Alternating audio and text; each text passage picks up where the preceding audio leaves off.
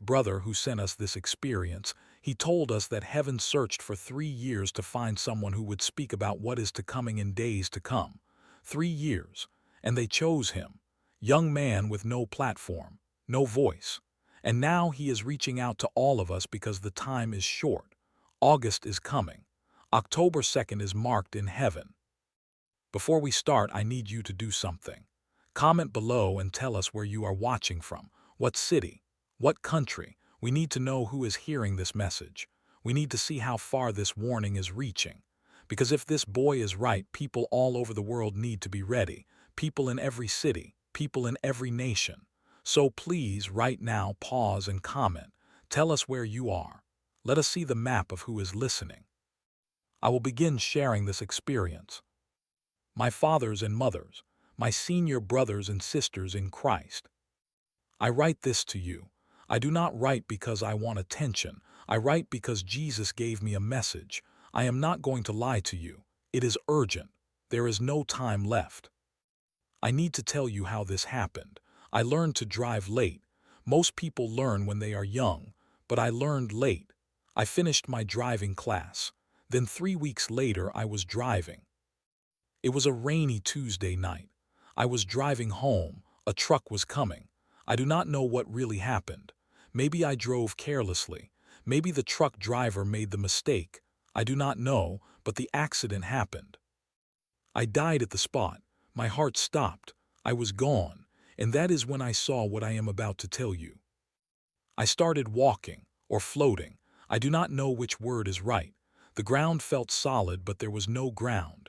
Everything was golden mist and light that wrapped around me like warm water. I was crying. I did not know why. The tears just came. They were not tears of sadness. They were tears of something breaking open inside me. And then I saw him.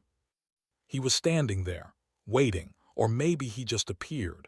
Time did not work the same there. I cannot explain it. He was shining, not like a light bulb shines, not like the sun shines. He was made of gold light. Every part of him glowed. His face, his hands, his robe, everything was like looking at the sun through your eyelids when you are laying on the beach. That warm, that bright, that impossible to look at directly. But I knew, without anyone telling me, I knew this was not Jesus. I just knew. In church, they always said Jesus would be the first one we see. But this was different. This was an angel. I did not hear a voice say it. It was just knowledge that fell into my mind like a stone dropping into water. He was mighty, he was strong. He commanded authority just by standing there. I wanted to fall down. My knees were weak, but he did not have wings. I looked for them because all the pictures in church showed angels with big white wings. I looked at his back, nothing. I looked at his shoulders, nothing. He stood like a soldier who has never lost a battle, like a king who never had to ask for respect. His shoulders were broad. His hands were large. He held them together in front of him, and I could see muscles in his arms even through the golden light. He did not smile. He did not frown. He just was. I was afraid, but it was a clean fear. Like when you stand before something so much bigger than you that you know you are safe because it chooses to let you be there. He looked at me and I felt my whole life being seen. Every secret, every shame, every good thing too, everything. He opened his hands. Between them scrolls appeared, 12 of them. They floated in the air, held by something I could not see. They were beautiful. The material looked like it was made from light itself, rolled up tight. I counted them without meaning to. 1, 2, 3, 4, 5, 6, 7. These first 7 were green, not just one green, different greens. Some were deep like forest leaves. Some were bright like new grass in spring. Some were soft like the green of a morning sky before the sun comes up. All 7 were green, but each one was its own shade. Then I looked at the next ones. 8, 9, 10, 11, 12. These were red, not angry red, not blood red, but red like roses. Red like the sky when the sun sets and everything is on fire with color. Red like wine, beautiful red, scary red, important red. No one told me the colors meant something, but I knew. In that place, knowing comes before understanding. I knew that nothing in heaven is without meaning. Nothing is random. The green meant something. The red meant something. The number 7 meant something. The number 5 meant something. The total of 12 meant something. I wanted to ask. My mouth opened, but no sound came out. Or maybe sound came out, but it was not the right kind of sound for that place. The angel looked at the scrolls, then looked at me. His eyes were not like human eyes. They were deep. They were old. They had seen things that would make me crazy if I saw them. I stood there shaking, wondering why I was seeing this. Why me? I am nobody. I am 24. I have made mistakes. I have done things I am ashamed of. Why would heaven show me scrolls? Why would an angel stand before me with 12 scrolls that hold colors that make my heart beat fast just looking at them? I found my voice, or something like a voice. I asked him what the colors meant. I asked why 7 were green and 5 were red. I asked what was written inside them. He turned his head to look at me fully, and I saw his eyes change. They became like burning fire, not the fire that destroys, the fire that purifies, the fire that burns away everything that is not real. I saw flames in his eyes, but they were controlled.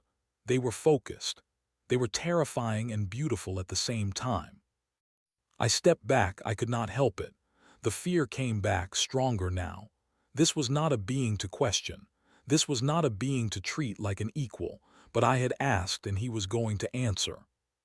He revealed to me that I was not worthy to know the full meaning of the scrolls.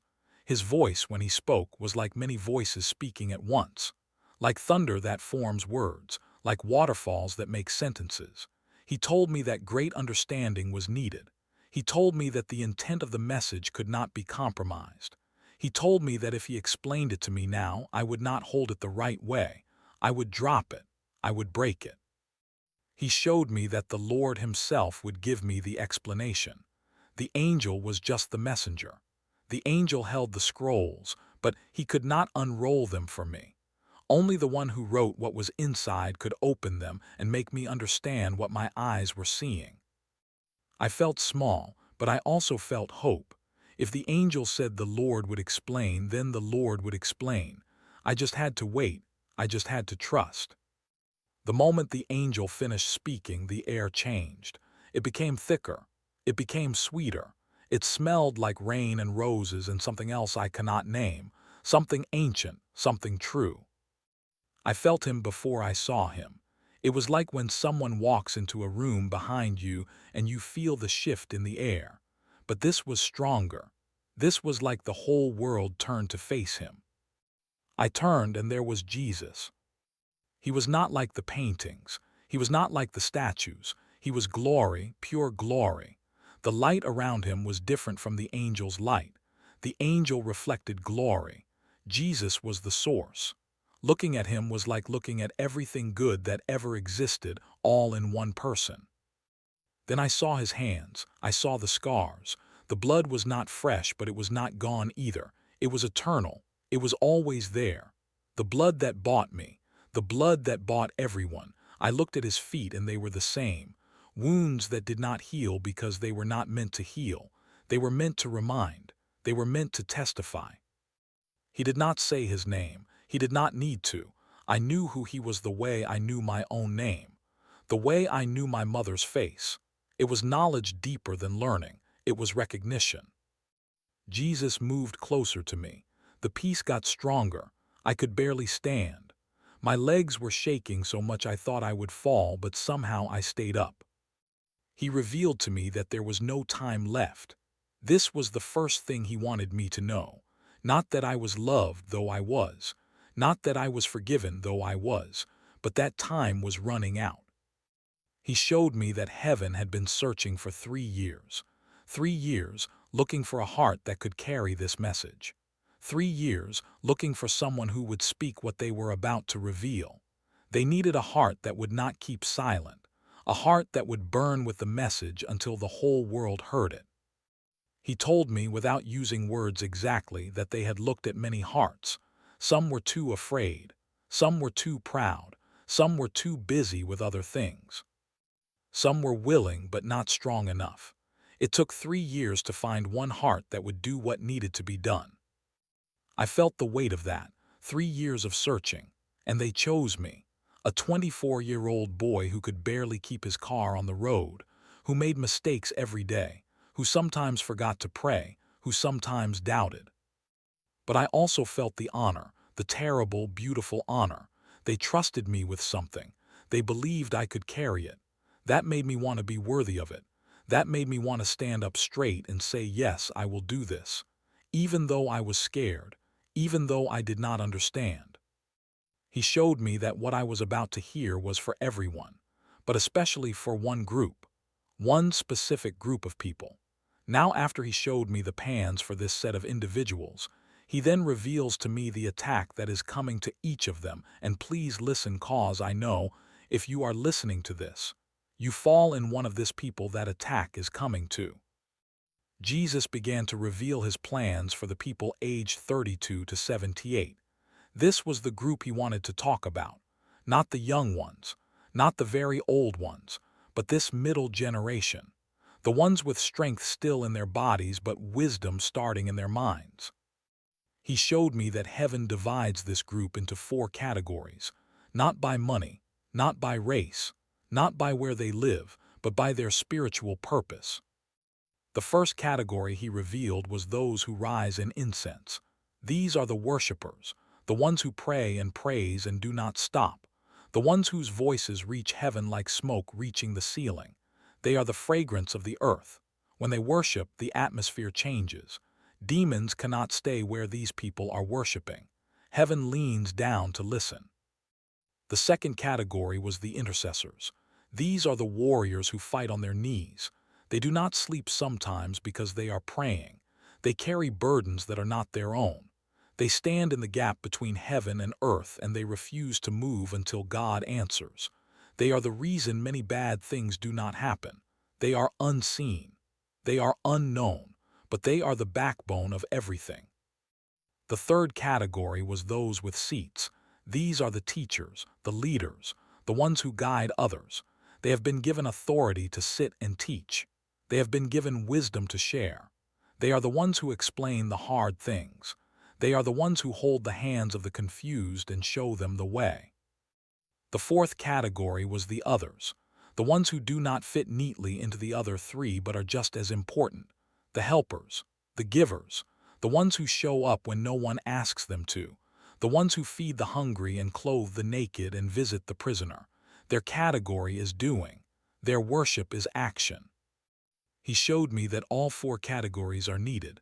All 4 are under attack. All 4 must be warned. Then came the part that made me want to look away. But I could not.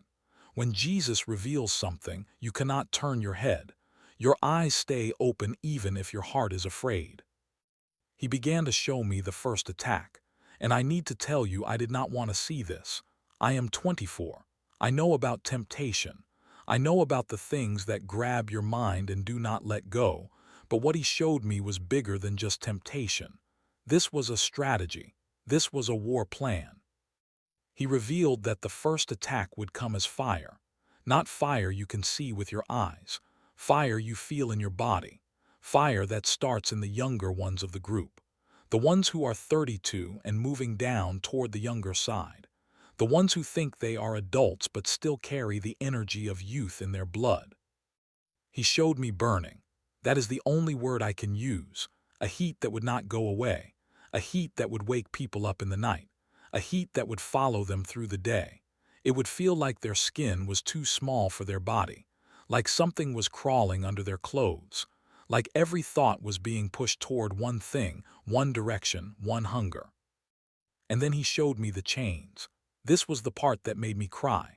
He revealed that masturbation would become a prison, not just a habit, not just a weakness, a chain that wraps around the wrist and pulls tight. He showed me people alone in rooms and they thought they were alone, but they were not alone. There were shadows in the corners. There were whispers in the air. There was a spirit of lust that was not just temptation but assignment. He showed me how it would start. It would look small. It would look like a thought that comes and you push it away, but then it comes back and it stays longer and it brings pictures with it. images that burn into the mind like a brand on cattle. He revealed that people would try to stop. They would promise themselves. They would promise God. They would throw their phones away one day and buy new ones the next day. He showed me the cycle. The burning starts. The mind races. The hands move. The moment passes. Then comes the shame, heavy shame, black shame. Shame that sits on the chest like a demon. Then comes the promise, never again. I am done. This is the last time. Then comes the next day or the next night and the burning starts again. He revealed that this fire would consume time. Hours would disappear. What should take minutes would take hours. People would look at the clock and not know where the time went. He showed me young men and women sitting in the dark, scrolling through things that were eating their souls, and they could not stop scrolling. Their thumbs were moving, but their hearts were dying. He showed me how it would consume energy, not just physical energy, spiritual energy, the energy you need to pray, the energy you need to worship. He revealed that after the fire burned, there would be nothing left for God. The tank would be empty. The prayers would be words without heart. The songs would be noise without spirit. He showed me the focus being stolen. The mind that should be thinking about heaven would be trapped on earth. The mind that should be planning how to serve would be planning how to satisfy the body. The creativity that should be building the kingdom would be building fantasies that do not exist and never satisfy. Then he revealed the tools. And this part made me angry. He showed me the internet. Not the internet as a tool for good. The internet as a weapon. He showed me phones glowing in dark rooms. He showed me apps that were designed to hook the brain. He showed me algorithms that knew exactly what image to show next. He revealed that there were people in companies who did not know they were working for the enemy, designing things to keep eyes looking, to keep hands scrolling, to keep the fire burning. He showed me loneliness being used as bait. He revealed that many in this age group, the 32 down to the younger ones, they were lonely. They thought they would be married by now. They thought they would have someone to hold, but they were still alone. And the fire used that loneliness. The fire whispered that this would help. This would satisfy. This would be like love until real love comes. He showed me marriages that were struggling. Even people who were married were not safe. He revealed that the enemy would use the struggles in the bedroom, the disagreements, the tiredness, the unmet expectations. He would use that to push people toward the fire. He would say, your spouse does not understand you, but this image does.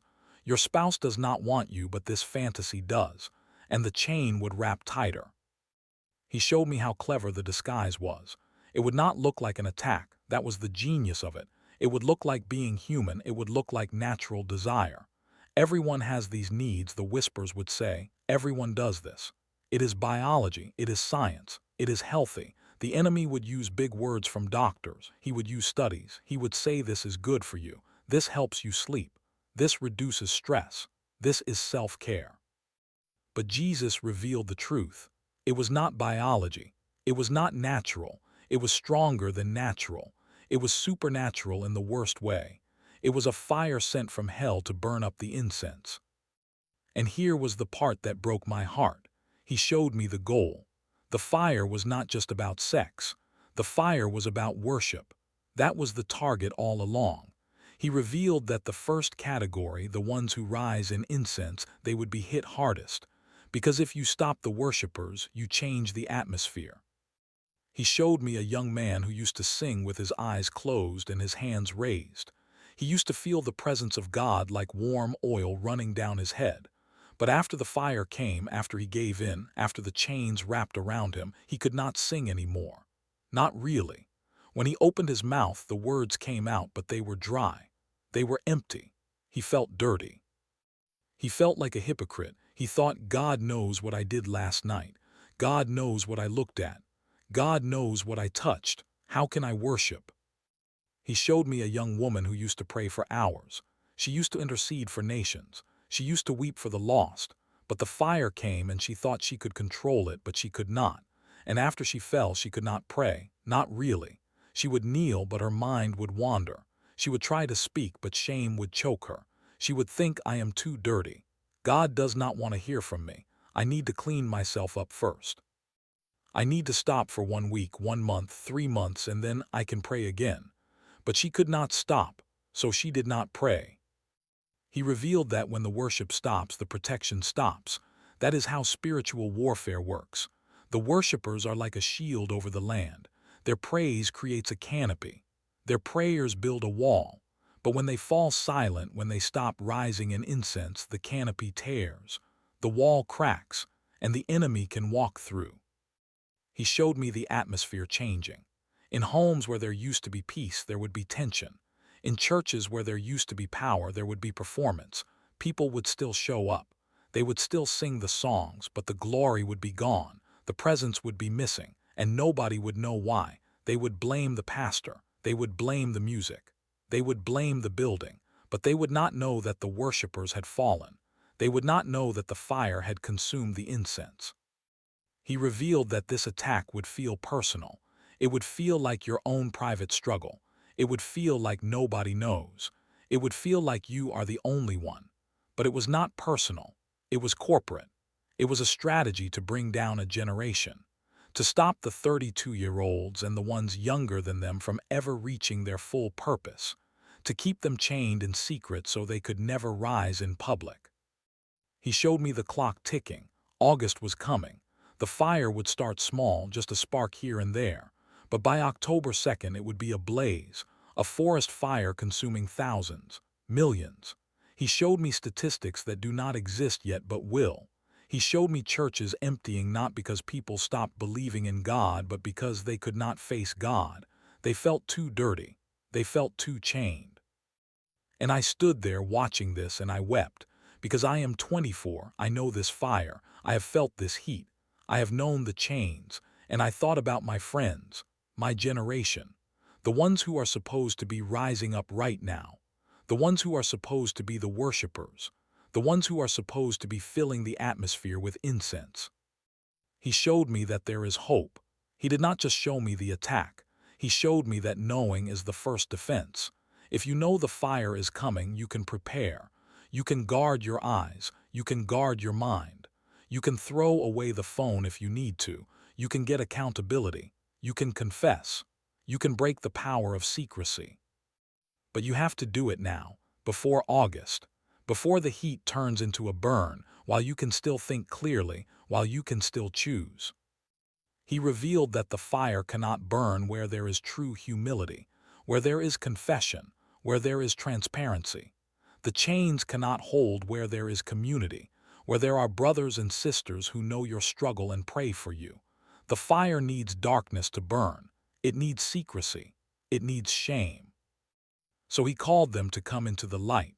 The 32-year-olds, the 30-year-olds, the 28-year-olds, the ones who are in that transition from youth to full maturity. He called them to speak their struggle out loud, to not let the enemy have the power of silence. I saw all this and my whole body was shaking. I wanted to reach into the vision and pull people out. I wanted to shake them awake. I wanted to tell them, do not open that door. Do not click that link. Do not be alone in that room. But I knew I was seeing the future. I was seeing what would happen. I was seeing the battle before the battle started. And I understood, finally, why heaven searched for 3 years to find someone to tell this. Because this is the attack that nobody wants to talk about. This is the sin that everybody commits but nobody confesses. This is the chain that wraps around the church in silence. But the silence must end. The fire must be named. The chains must be broken. Jesus looked at me and I saw sorrow in his eyes. He did not want this for his people. He wanted them free. He wanted them pure. He wanted them burning with love for him, not burning with lust for images that are not real. He revealed that the first attack is the fire of the flesh, and it is coming soon. It is already starting. Can you feel the heat? Can you feel the temperature rising? I can. I am 24 and I can feel it. And I am telling you now as I was told so that you can stand, so that you can resist, so that you can keep rising in incense, keep the worship flowing, keep the atmosphere protected. Do not let the fire win. Do not let the chains hold. August is coming, be ready. After Jesus showed me the fire, I thought I had seen the worst. I thought my heart could not break anymore, but I was wrong. There was more. There is always more when heaven opens its secrets. He turned his gaze, and I followed where he was looking. He began to reveal the second attack, and this one was different. This one was quieter. This one was hidden. This one would not look like sin. It would look like sickness. And that is what would make it so dangerous. He showed me that this attack was aimed at the intercessors. The second category, the warriors on their knees, the ones who fight in the spirit realm while the rest of the world sleeps. He revealed that the enemy had a special hatred for these ones, because the intercessors are the wall. They are the barrier. They are the reason the enemy cannot do everything he wants to do on the earth. I saw them in the vision. I saw the intercessors. They were not famous people. They were not on television. They were not writing books that everyone reads. They were hidden people. They were in small rooms. They were in closets. They were walking in parks early in the morning, talking to God under their breath. They were driving in cars, praying out loud with tears running down their faces. They were the ones who carried the weight of nations on their shoulders. They were the ones who stood in the gap between heaven and hell. And Jesus revealed that the attack would come as weakness. Not normal weakness, not the tiredness that comes from working hard, not the exhaustion that comes from a long day.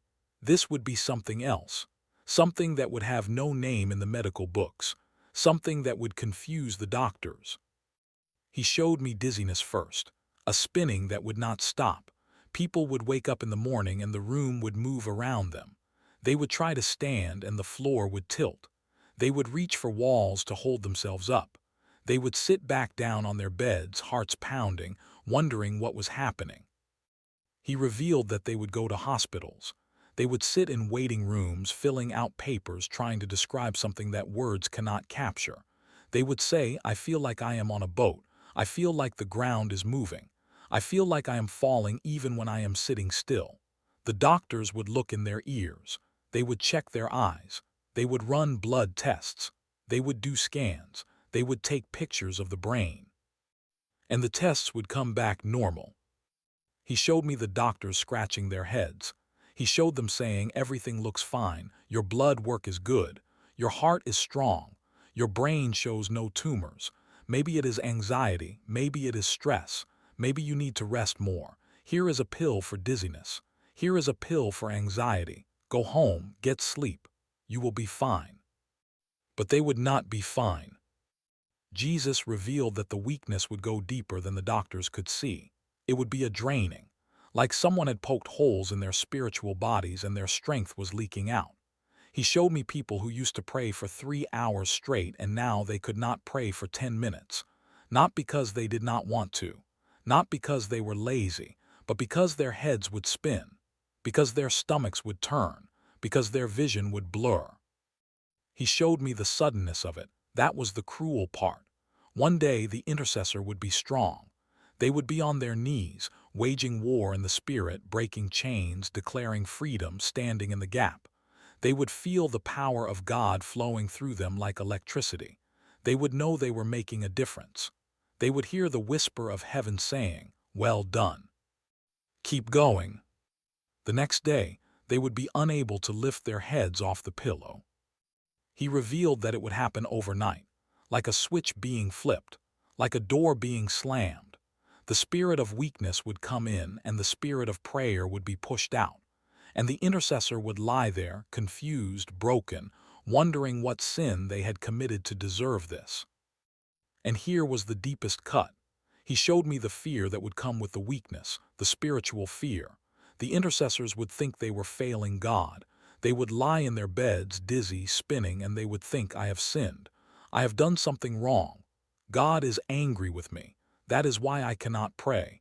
That is why my body is betraying me. I am being punished." He revealed that they would try to pray harder. They would force themselves out of bed. They would kneel, trembling, holding onto the furniture to keep from falling over. They would open their mouths to pray, but the words would not come clearly. Their minds would fog. Their thoughts would scatter. They would try to focus on God, but all they could feel was the spinning. He showed me them trying to fast, because fasting is what you do when you need breakthrough. That is what they had always been taught. If something is blocking your prayer, fast. So they would stop eating. They would drink only water. They would expect the weakness to break. They would expect the dizziness to leave. They would expect the power to return. But it would not return. He revealed that the fasting would make it worse. The empty stomach would make the spinning worse. The dehydration would make the weakness deeper. They would end up in bed, unable to move, feeling like failures, feeling like they could not even do the basic things of faith that they had done for years. He showed me the guilt, heavy guilt, black guilt, the kind that sits on your chest at 3 in the morning. The intercessors would think, I am supposed to be the wall, I am supposed to be the barrier, I am supposed to hold the line, and I cannot even hold myself up, I cannot even pray, I cannot even think straight, I am useless, I am broken, God has left me. He revealed that the enemy would use this guilt. The enemy would whisper in their ears, you are done. Your time is over. You prayed for years and now you are finished.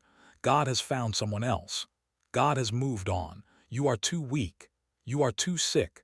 You are too broken. Go to sleep. Rest. Stop trying. Stop fighting. It is over. He showed me the isolation. The intercessors would pull away from community. They would stop coming to prayer meetings because they were too dizzy to drive. They would stop answering phone calls because they were too tired to talk. They would stop telling people about their struggles because they were ashamed. They were the prayer warriors. They were supposed to be strong. They were not supposed to be weak like this. So they would suffer in silence. He revealed that this was the strategy. The enemy did not need to kill the intercessors. He did not need to make them commit some big sin. He just needed to make them quiet. He just needed to make them stop praying. Because if the intercessors stop praying, the wall comes down. The barrier is removed. The gap is open. He showed me what happens when the intercessors are silent. He showed me the enemy walking through the gap. I saw darkness spreading over cities. I saw evil plans being released. I saw things that made me want to scream, but I had no voice. And I understood why the intercessors were so important. I understood why this attack was so targeted. The enemy knows. He knows who is holding him back. He knows the names of the intercessors. He knows the addresses where they live. He knows the rooms where they pray. And he has been waiting for this moment. He has been saving this weapon, the weapon of weakness that cannot be named. He showed me that the doctors would never find it, because it is not in the blood. It is not in the brain. It is in the spirit. It is a spiritual attack wearing the mask of physical sickness. It is a demon of weakness that has been assigned to specific people at a specific time. He revealed that it would start in August, just like the fire. The weakness would begin with a few, just a handful of intercessors, suddenly dizzy, suddenly weak, suddenly unable to pray. The doctors would call it a mystery. The churches would call it unfortunate. The friends would call it burnout. But by October 2nd, it would be a flood.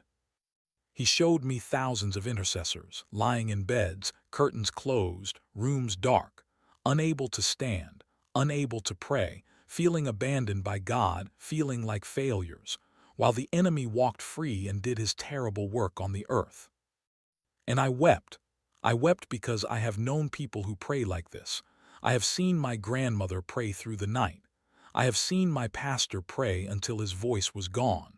I have seen the hidden ones, the ones who carry the weight, the ones who never get thanked but always show up. And Jesus revealed that they need to know. They need to be warned. They need to understand that if they wake up dizzy in August, it is not because God left them. It is because the enemy is afraid of them. It is because their prayers are working. It is because the wall is strong and the enemy is desperate to break it. He showed me that the weapon against this weakness is stubborn faith. Faith that prays even when the room spins. Faith that worships even when the stomach turns. Faith that declares the truth even when the body fails. He revealed that the intercessors must not believe the lie that they are finished. They must not accept the silence. They must find new ways to pray. If they cannot kneel, they must pray lying down. If they cannot speak, they must pray in whispers. If they cannot think clearly, they must pray in tongues. If they cannot pray for hours, they must pray for minutes, but they must pray. He showed me that community is the key. The intercessors must tell someone, they must break the isolation. They must let other warriors know they are under attack.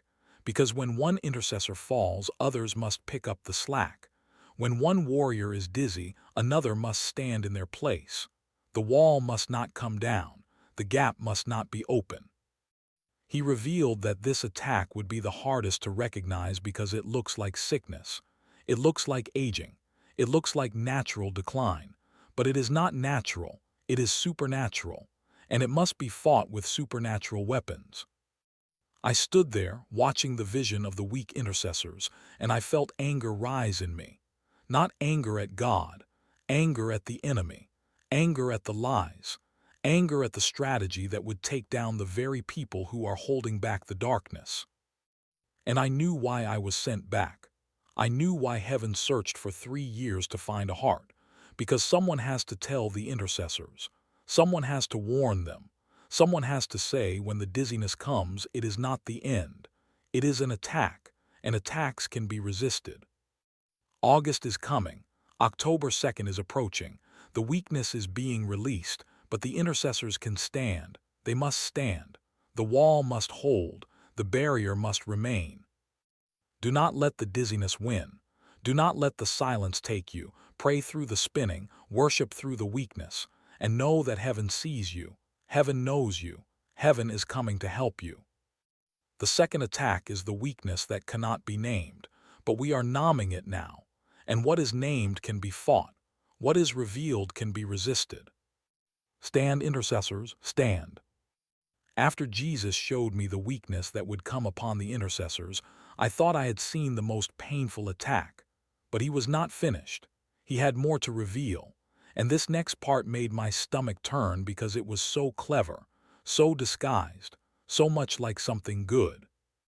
He began to reveal the third attack, and he showed me a screen, a television screen, a phone screen, a computer screen. It did not matter which one. The message would be everywhere. He showed me a commercial, an advertisement. It would come during the evening news. It would pop up between videos on the internet. It would appear in magazines that older people still read. It would be on billboards driving down the highway. The colors would be calming, blue and white, clean colors, trustworthy colors. The commercial would show people who looked tired. They would be sitting in chairs, looking worn out, looking like they had no energy. Then they would take something, a pill, a liquid, a dose of medicine. The name would sound scientific. It would sound promising. It would sound like hope. He revealed that this medicine would be aimed directly at the age group 32 to 78, the same group he had been talking about from the beginning, the ones with the 4 categories, the worshipers, the intercessors, the teachers, the helpers. All of them would see this advertisement, and many of them would be tempted because they would be so tired from the first 2 attacks. The commercial would promise strength. It would promise energy. It would promise to fix the weakness that the doctors could not explain. It would say, "Are you dizzy? Are you tired? Do you feel like your strength is gone? We have the answer. We have help. Take this and you will feel like yourself again." He showed me the first 3 weeks. This was the trap. This was the bait. He revealed that for the first 21 days the medicine would seem to work. It would work almost like a miracle. People would wake up with energy. The dizziness would stop. The weakness would lift. They would stand up straight. They would walk without fear. They would feel like they had their lives back. He showed me the excitement. He showed me people calling their friends on the phone saying, "I found it. I found the answer. I feel better. I can function again." He showed them posting on social media, thanking God for modern medicine, thanking God for doctors who finally figured it out. They would share links. They would send pictures of the bottle. They would encourage others to try it. They would say, "Do not suffer anymore. There is help. There is hope." But he revealed that after 3 weeks, everything would change. Not suddenly, not like a door slamming, but slowly, like a fog rolling in, like a dimmer switch being turned down so gradually that you do not notice the room is getting dark. He showed me the first thing that would happen. People would start to forget. Not everything, not their names, not their addresses, not how to drive or cook or work. They would forget spiritual things. They would forget the things that mattered most to their souls. He revealed that they would forget their interaction with the Holy Spirit. This was the first and deepest cut. They would wake up in the morning, and they would not remember what it felt like to sense the Spirit moving. They would not remember the warmth they used to feel in their chest when they prayed. They would not remember the whisper that used to guide them. They would not remember the times when the Spirit prompted them to call someone, to visit someone, to give something away. He showed me them sitting in their cars, driving to work and feeling empty, feeling like something was missing, but they could not name what it was. They would think, I used to feel something. I used to know when the Spirit was leading me, but now there is just silence, just emptiness, just me. He revealed that they would try to remember. They would sit quietly, closing their eyes, trying to recall what it felt like when the Holy Spirit was near, but the memory would be gone. Not rejected, not ignored, just gone, like someone had reached into their minds and erased the file, like someone had wiped the hard drive clean. He showed me the confusion this would cause. They would think, did I ever really feel those things? Was that real? Or was I just emotional? Was I just imagining things? Maybe I was never really hearing from God. Maybe it was always just my own thoughts. Maybe the Holy Spirit was never really talking to me. And because they could not remember, they would conclude that it had never been real. Then he revealed the second forgetting. They would forget their prayer life. Not that they used to pray. They would remember that they were people who prayed. They would remember the habit. They would remember the times on their knees. But they would forget what to say. They would forget how to start. He showed me them standing in their prayer rooms, looking at the floor where they used to kneel and feeling blank. Their minds would be empty. The words would not come, not the fancy words, not the spiritual words, any words.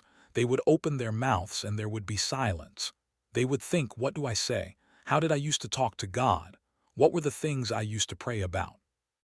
He revealed that they would forget the concerns that used to burn in their hearts. They would forget the names of the people they used to intercede for. They would look at their prayer lists, and the names would be just names, just ink on paper. They would not remember why they were praying for that nephew who was on drugs. They would not remember the burden for that nation that used to make them weep. The fire was gone because the memory of why the fire existed was gone. He showed me them giving up, not angrily, not rebelliously, just quietly. They would put the prayer list in a drawer. They would close the Bible. They would think, I will pray tomorrow when I remember how. I will pray when I feel something again. But tomorrow would come and they would still not remember. Then he revealed the third forgetting. They would forget their study life. They would forget how to read the Word. He showed me them holding their Bibles, opening to the pages they had read 100 times before, and the words would look strange. The sentences would not make sense. They would read a verse, and by the time they reached the end of the sentence, they would forget what the beginning said. They would try to focus, but their minds would wander. They would read the same paragraph 5 times and still not know what it said. He revealed that they would forget the hunger they used to have.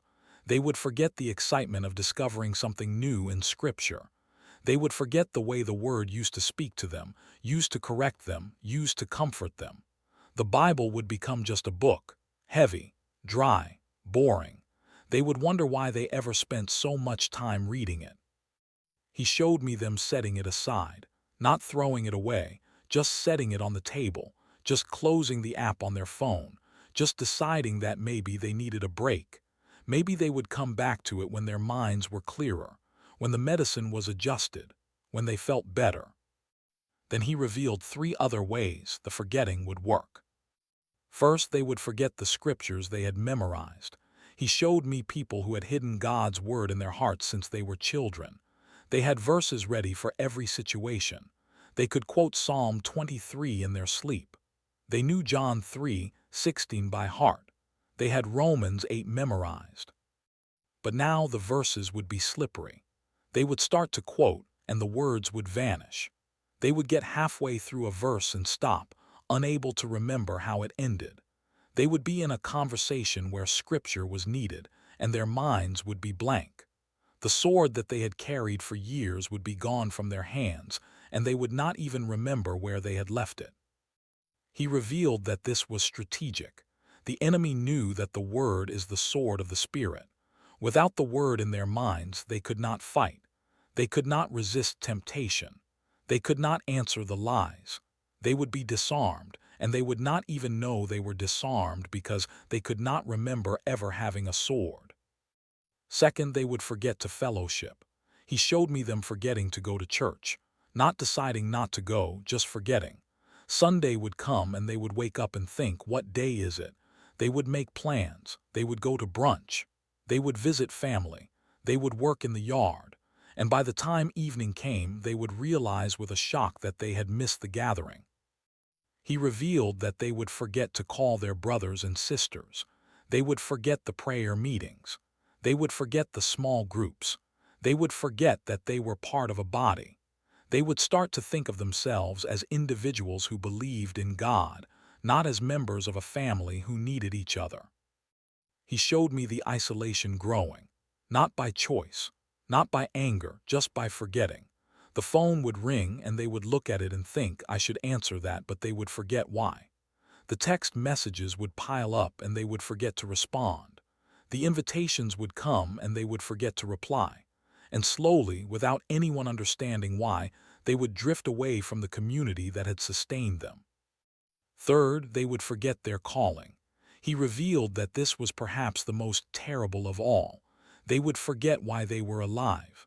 They would forget the purpose God had given them. They would forget the dream that used to burn in their hearts. He showed me a man who had been called to teach. He had spent years preparing. He had studied. He had prayed. He had a message burning in him that he knew would help people. But after the medicine, he would sit in his chair and think, what was I going to do with my life? Was I going to teach? Why would I do that? What do I have to say? He showed me a woman who had been called to help the poor. She had given her life to serving others. She had fed the hungry. She had clothed the naked. But after the medicine, she would walk past a homeless person and feel nothing. No compassion, no urge to stop, no memory of why she used to care. She would think someone else will help. I am busy. I have things to do. And she would forget that helping was the very reason she existed. He revealed that this forgetting of calling would make them peaceful in a dangerous way. They would stop striving. They would stop pushing. They would stop feeling the urgency that used to drive them. They would become calm. They would become content. They would think, maybe I was trying too hard before. Maybe God just wants me to rest. Maybe my calling was just my own ambition. Maybe I do not need to do anything special. Maybe just being is enough. And in that calm, in that peace, in that forgetting, the window would open. He showed me the window. It was not a physical window. It was a spiritual opening. When the believers stopped praying, stopped worshiping, stopped studying, stopped fellowshipping, stopped pursuing their calling, when they forgot why they were Christians in the first place, the wall came down. The barrier was removed. The protection was lifted. And through that window, the enemy would push his terrible plans. He showed me darkness flooding into cities where there had been light. He showed me evil spreading where there had been resistance. He showed me the plans of the enemy being released on the earth, plans that had been held back for years by the prayers and the worship and the faith of the age group 32 to 78. But now those people were calm. Now they were resting. Now they were forgetting, and the enemy walked free. He revealed that the attack was never the drug. The drug was just the tool. The attack was the forgetting. The attack was the silencing. The attack was the removal of the spiritual memory that kept the people connected to God and to their purpose. I stood there watching this vision and I felt cold. I felt afraid because I could see how easy it would be, how reasonable, how logical. The medicine would help at first. It would fix the weakness. It would stop the dizziness. It would give energy back. Who would not want that? Who would not take that? And who would notice when they started to forget? Who would connect the dots? The doctors would say it was normal aging. The pastors would say it was spiritual dryness. The friends would say they were just going through a phase. Nobody would know that it was an attack. Nobody would know that the memory was being stolen. But Jesus knew, and he was revealing it now. He was warning them now, before August, before the commercials start, before the bottles fill the medicine cabinets. He revealed that the only protection is awareness, is remembering to remember, is writing things down before they are forgotten, is holding onto the word even when it feels dry, is praying even when the words feel empty, is gathering even when the fellowship feels pointless, is continuing even when the calling feels lost. Because the memory will try to go, the forgetting will try to come. But if they fight it, if they refuse it, if they keep doing what they cannot remember why they are doing, then the window stays closed. The wall stays up. The enemy stays out. The third attack is the false helper, the medicine that heals the body but steals the soul, the cure that is worse than the disease. Do not take it, or if you must take it, guard your memory like a treasure. Write the verses on your walls, record your prayers and play them back. Set alarms to fellowship. Tattoo your calling on your hands if you have to. Do not forget, please do not forget. The window must stay closed. Then Jesus revealed the fourth attack. This one was for the teachers, the ones with seats, the leaders. He showed me confusion coming, mental fog, arguments that would not end, doctrines that would be questioned not by enemies but by friends. He showed me leaders looking at each other with suspicion. He showed me teachers wondering if they had been wrong all along. The attack would come as questions, good questions, reasonable questions, but questions that would not stop. Is this really true? Did God really say that? Are we sure this is the right way? Maybe we should reconsider. Maybe we should be more open. Maybe we should listen to the culture more. He revealed that the goal was to divide the mind, to make the teachers unsure. And when the teachers are unsure, the people are scattered. When the fourth category, the helpers, the doers, do not have clear teaching, they stop helping effectively. They stop knowing what is right. They start compromising to keep peace. He showed me friendships ending over small disagreements. He showed me churches splitting. He showed me the age group 32 to 78 turning on each other instead of standing together against the real enemy. The weakness of the body, the fire of the flesh, the false helper, and the division of the mind. 4 attacks, 4 categories targeted, all happening from August until October 2nd. Finally, Jesus revealed to me the 3 ways to stand strong when these things begin. He showed me that knowing the attacks were coming was the first protection, but there were 3 specific things his people must do. First way he revealed was prayer that does not stop, not just normal prayer, desperate prayer, the kind of prayer that refuses to be silenced. He showed me people setting alarms for midnight. He showed me people praying when they felt like sleeping. He showed me prayer becoming the first thing, not the last thing. He revealed that when the weakness comes, they must pray lying down if they have to. When the confusion comes, they must pray through the questions. Prayer is the anchor that holds the ship in the storm. The second way he revealed was the Word. He showed me people reading the Bible like it was food, like it was water, like they would die without it. Not just reading fast to check a box, but reading slow, letting it sink in. Memorizing verses so that when the lies come, the truth is already in their mouth. He revealed that the attacks would bring lies that sound like truth. Only those who know the real truth would recognize the fake. Third way he revealed was community. He showed me people gathering, not just on Sunday, but during the week, in homes, in parks, on phone calls. He showed me the age group 32 to 78 holding each other up. When one was weak, another was strong. When one was confused, another had clarity.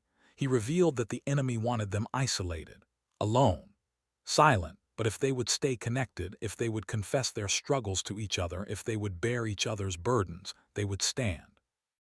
He showed me that these three things, prayer, the word, and community, were like three legs of a stool. Remove one and the stool falls. Keep all three, and no matter how hard the wind blows, you remain standing. Then he looked at me with those eyes full of peace and love and blood, and I knew it was time to go back. I did not want to. I begged to stay. But he revealed that I had work to do. I had to tell what I saw. I had to warn the people aged 32 to 78. I had to tell them about August. I had to tell them about October 2nd. I had to tell them about the 4 attacks and the 3 ways to stand. I woke up in the hospital 3 days after the accident. The doctors said it was a miracle. I knew they were right. But I also knew the real miracle was not that I lived. The real miracle was what I was allowed to see. Now I have told you. I have done what I was asked to do. The scrolls are still in my mind. The green ones and the red ones. The angel with eyes like fire. The peace of Jesus. The blood on his hands. The urgency in his voice. No time left. It is August now, or it will be soon. October 2nd is coming. The attacks are beginning. I can feel them. I can see them in the faces of people I know. The weakness, the confusion, the fire, the sleepiness. But I also see the 3 ways. I see people praying. I see people reading. I see people holding each other up. I am 24 years old. I am just a boy. But I was sent back to tell you. Heaven took 3 years to find a heart that would speak. I pray I have been faithful. The choice is yours now. Will you stand? Will you pray? Will you read? Will you gather? The scrolls wait, the green and the red. The meaning will be revealed when the time is right. But for now we must stand. We must warn. We must prepare. Jesus is coming. The time is short. Do not sleep. Do not be confused. Do not let the fire consume you. Do not take the false helper. Stand, just stand.